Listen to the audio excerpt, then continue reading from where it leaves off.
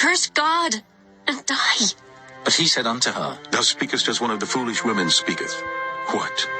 Shall we receive good at the hand of God, and shall we not receive evil? In all this did not Job sin with his lips. Now when Job's 3 friends heard of all this evil that was come upon him, they came every one from his own place, Eliphaz the Temanite, and Bildad the Shuhite, and Zophar the Naamathite, for they had made an appointment together to come to mourn with him and to comfort him. And when they lifted up their eyes afar off, and knew him not, they lifted up their voice and wept. And they rent every one his mantle, and sprinkled dust upon their heads toward heaven. So they sat down with him upon the ground 7 days and 7 nights, and none spake a word unto him, for they saw that his grief was very great. Chapter 3. After this opened Job his mouth, and cursed his day.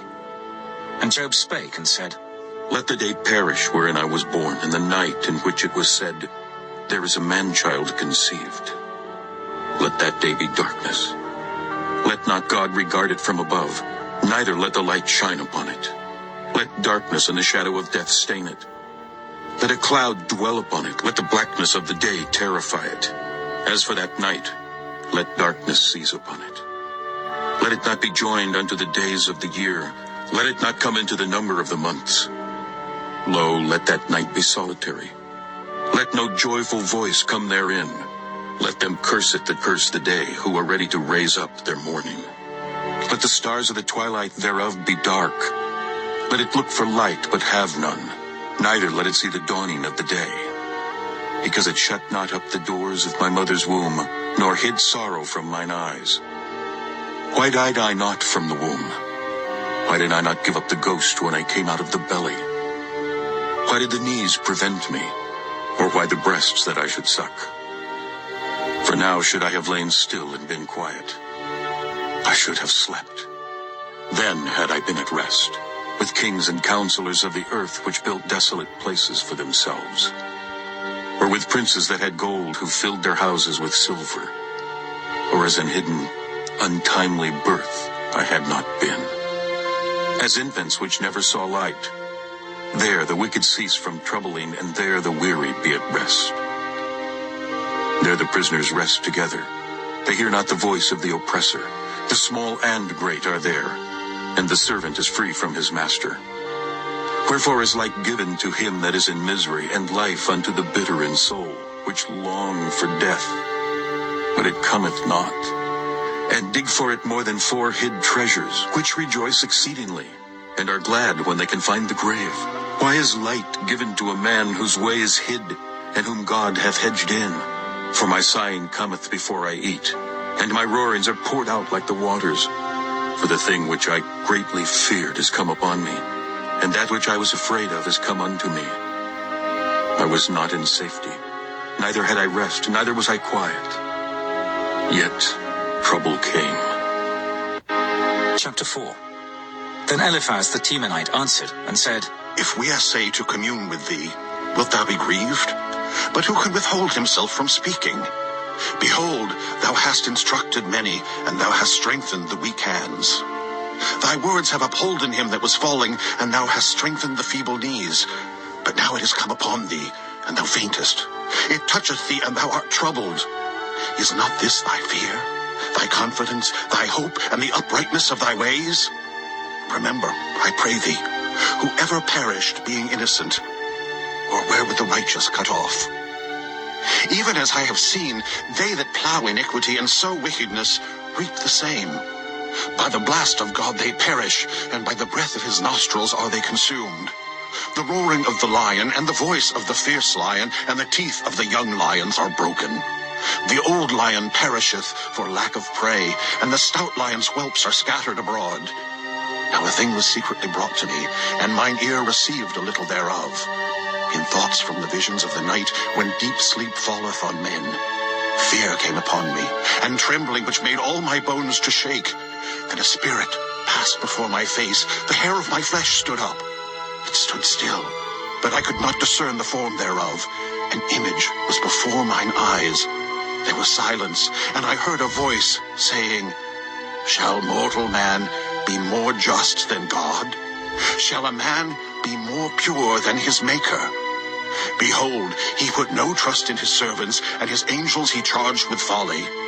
How much less in them that dwell in houses of clay, whose foundation is in the dust, which are crushed before the moth. They are destroyed from morning to evening. They perish forever without any regarding it. Doth not their excellency, which is in them, go away? They die, even without wisdom. Chapter 5. Call now, if there be any that will answer thee, and to which of the saints wilt thou turn? For wrath killeth the foolish man, and envy slayeth the silly one. I have seen the foolish taking root, but suddenly I cursed his habitation. His children are far from safety, and they are crushed in the gate. Neither is there any to deliver them. Whose harvest the hungry eateth up, and taketh it even out of the thorns, and the robber swalloweth up their substance. Although affliction cometh not forth of the dust, neither doth trouble spring out of the ground. Yet man is born unto trouble, as the sparks fly upward. I would seek unto God, and unto God would I commit my cause. Which doeth great things and unsearchable, marvelous things without number. Who giveth rain upon the earth, and sendeth waters upon the fields. To set up on high those that be low, that those which mourn may be exalted to safety. He disappointeth the devices of the crafty, so that their hands cannot perform their enterprise. He taketh the wise in their own craftiness, and the counsel of the froward is carried headlong. They meet with darkness in the daytime, and grope in the noonday as in the night. But he saveth the poor from the sword, from their mouth, and from the hand of the mighty. So the poor hath hope, and iniquity stoppeth her mouth. Behold, happy is the man whom God correcteth. Therefore despise not thou the chastening of the Almighty. For he maketh sore and bindeth up. He woundeth, and his hands make whole. He shall deliver thee in 6 troubles. Yea, in 7 there shall no evil touch thee. In famine he shall redeem thee from death, and in war from the power of the sword. Thou shalt be hid from the scourge of the tongue, neither shalt thou be afraid of destruction when it cometh. At destruction and famine thou shalt laugh, neither shalt thou be afraid of the beasts of the earth. For thou shalt be in league with the stones of the field, and the beasts of the field shall be at peace with thee. And thou shalt know that thy tabernacle shall be in peace, and thou shalt visit thy habitation, and shalt not sin. Thou shalt know also that thy seed shall be great, and thine offspring as the grass of the earth. Thou shalt come to thy grave in a full age, like as a shock of corn cometh in his season. Lo this, we have searched it. So it is. Hear it, and know thou it for thy good. Chapter 6. But Job answered and said, Oh, that my grief were truly weighed, and my calamity laid in the balances together. For now it would be heavier than the sand of the sea. Therefore my words are swallowed up. For the arrows of the Almighty are within me, the poison whereof drinketh up my spirit. The terrors of God do set themselves in array against me. Doth the wild ass bray when he hath grass? Or loweth the ox over his fodder? Can that which is unsavory be eaten without salt? Or is there any taste in the white of an egg? The things that my soul refused to touch are as my sorrowful meat. Oh, that I might have my request, and that God would grant me the thing that I long for, even that it would please God to destroy me, that he would let loose his hand and cut me off. Then should I yet have comfort. Yea, I would harden myself in sorrow. Let him not spare, for I have not concealed the words of the Holy One. What is my strength that I should hope? And what is mine end that I should prolong my life? Is my strength the strength of stones? Or is my flesh of brass? Is not my help in me? And is wisdom driven quite from me? To him that is afflicted, pity should be showed from his friend. But he forsaketh the fear of the Almighty.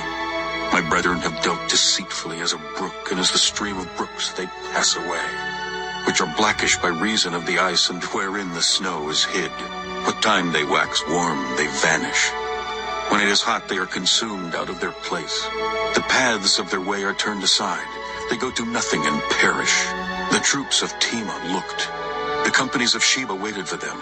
They were confounded because they had hoped. They came thither and were ashamed. For now ye are nothing.